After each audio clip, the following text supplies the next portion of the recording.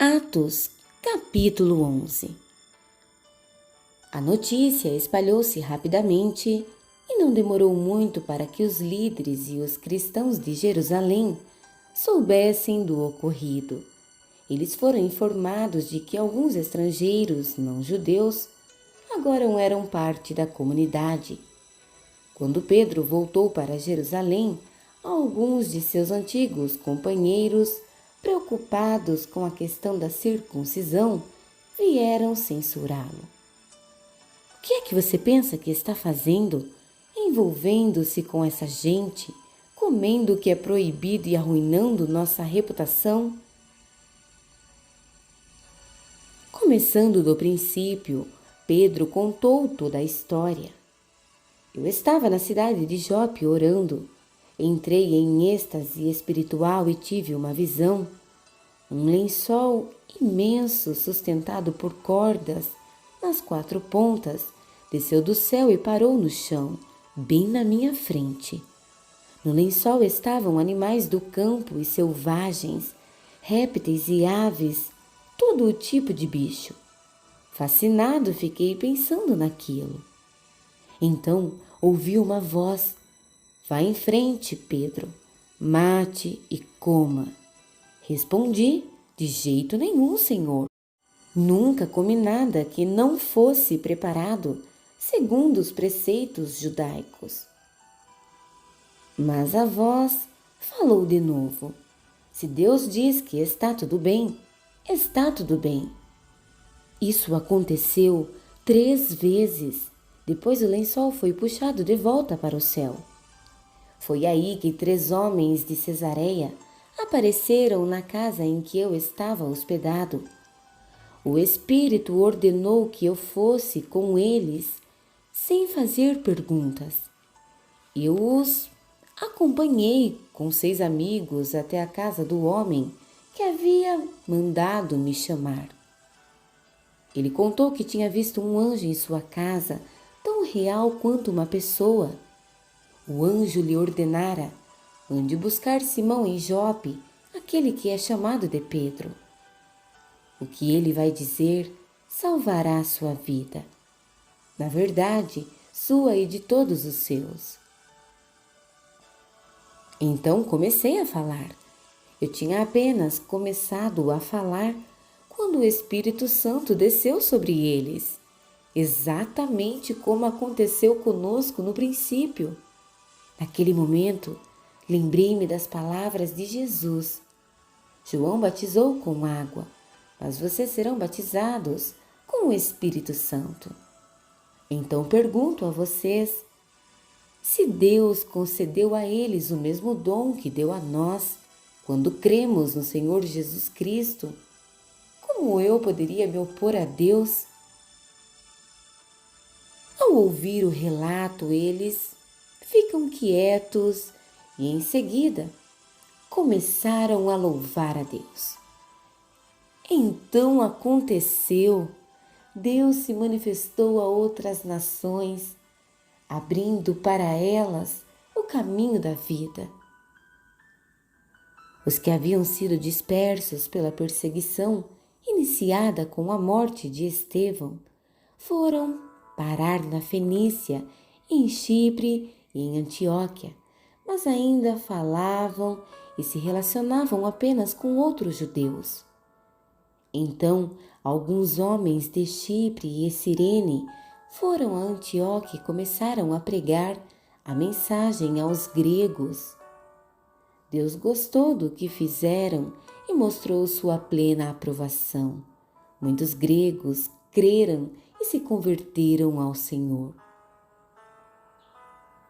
Quando a igreja de Jerusalém tomou conhecimento disso, enviou Barnabé a Antioquia para analisar a situação. Tão logo chegou, ele viu que Deus estava por trás de tudo.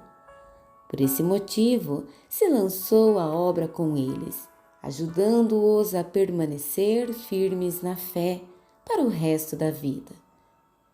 Ele era um homem bom, cheio de entusiasmo, que confiava no agir do Espírito Santo. A comunidade cresceu e se fortaleceu no Senhor. Algum tempo depois, Barnabé foi a Tarso à procura de Saulo. Ele o encontrou e o trouxe para Antioquia. Passaram um ano inteiro ali, dirigindo as reuniões da igreja e ensinando o povo. E foi em Antioquia que os discípulos, pela primeira vez, foram chamados cristãos. Por essa mesma época, alguns profetas chegaram a Antioquia. Vinham de Jerusalém.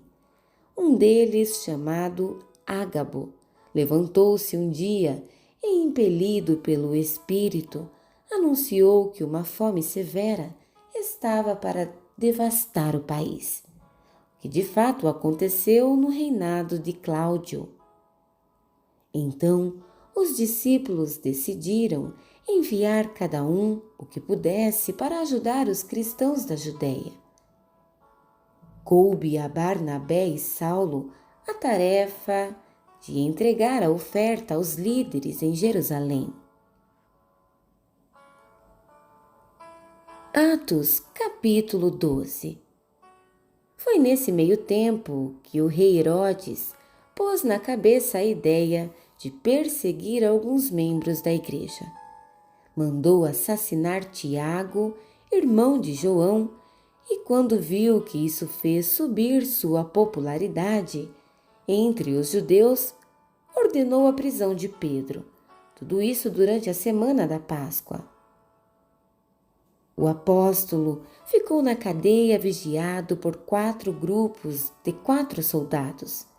O rei planejava deixar que o povo o linchasse depois da Páscoa. Durante todo o tempo em que Pedro esteve sob severa vigilância na cadeia, a igreja orou fervorosamente por ele. O dia em que Herodes havia marcado para a morte de Pedro estava chegando. Naquela noite, guardado por 2 soldados, um de cada lado, Pedro dormia como um bebê. Havia ainda guardas na porta vigiando o lugar. Herodes não queria correr riscos. De repente, apareceu um anjo ao lado do prisioneiro e uma luz inundou a cela. O anjo acordou Pedro. Depressa! As algemas caíram dos pulsos do apóstolo e o anjo ordenou: vista-se, calce os sapatos. Pedro obedeceu. O anjo disse ainda: vista o casaco e vamos sair daqui. Pedro o seguiu, mas não acreditava que tudo aquilo fosse verdade. Achou apenas que estava sonhando. Depois de passar por 2 grupos de guardas, eles chegaram ao portão de ferro que conduzia à cidade, que se abriu automaticamente. Eles chegaram à rua sem nenhum impedimento. Na primeira esquina, o anjo o deixou e seguiu seu caminho. Foi quando Pedro percebeu que não estava sonhando. Não posso acreditar. Isto é real. O Senhor enviou seu anjo e me livrou das garras de Herodes e do espetáculo que a multidão judaica esperava. Ainda sacudindo a cabeça, maravilhado, ele foi para a casa de Maria, mãe de João. A casa estava cheia de amigos que oravam. Quando bateu à porta, no pátio, uma jovem chamada Rode veio atender. Mas quando ela reconheceu a voz de Pedro, ficou tão alegre e ansiosa que correu contar a novidade a todos, esquecendo-se de abrir a porta e deixando-o na rua. Mas eles recusaram-se a acreditar na palavra dela. Você perdeu o juízo, disseram. Mas ela insistia em sua história. Ainda céticos, começaram a dar asas à imaginação. Deve ser o anjo dele. Durante todo esse tempo, o pobre Pedro ficou na rua batendo à porta. Finalmente, abriram a porta e quando viram que era ele mesmo, não sabiam o que dizer. Pedro os acalmou com um gesto. Depois de contar como o Senhor o havia tirado da cadeia, pediu: digam a Tiago e aos irmãos o que aconteceu. Em seguida, retirou-se dali. Ao raiar do dia, a cadeia estava em polvorosa. Onde está Pedro? O que aconteceu com ele? Queriam saber. Herodes mandou que trouxessem Pedro, e como ninguém sabia onde ele estava, nem conseguia explicar o que havia acontecido, os guardas é que foram executados. Cortem a cabeça deles, ordenou. Cansado da Judéia e dos judeus, Herodes foi de férias para Cesareia.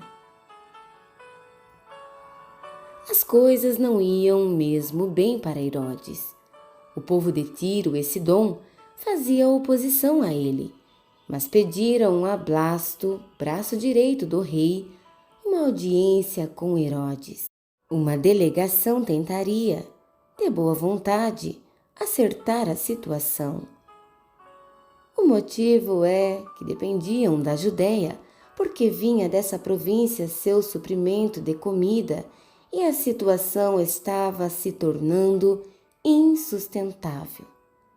No dia combinado, Herodes, vestido a rigor, tomou seu lugar no trono e os encantou com seu linguajar pomposo e vazio. O povo também contribuiu com sua cota de falsidade, gritando louvores insinceros. A voz de Deus, a voz de Deus. Foi a gota d'água. Farto da arrogância de Herodes, Deus enviou um anjo para feri-lo. Herodes não dava nenhum crédito a Deus.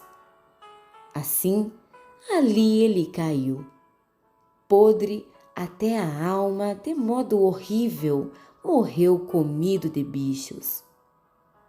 Depois de entregar as doações à igreja de Jerusalém, Barnabé e Saulo voltaram a Antioquia. Dessa vez, levaram João, também chamado Marcos.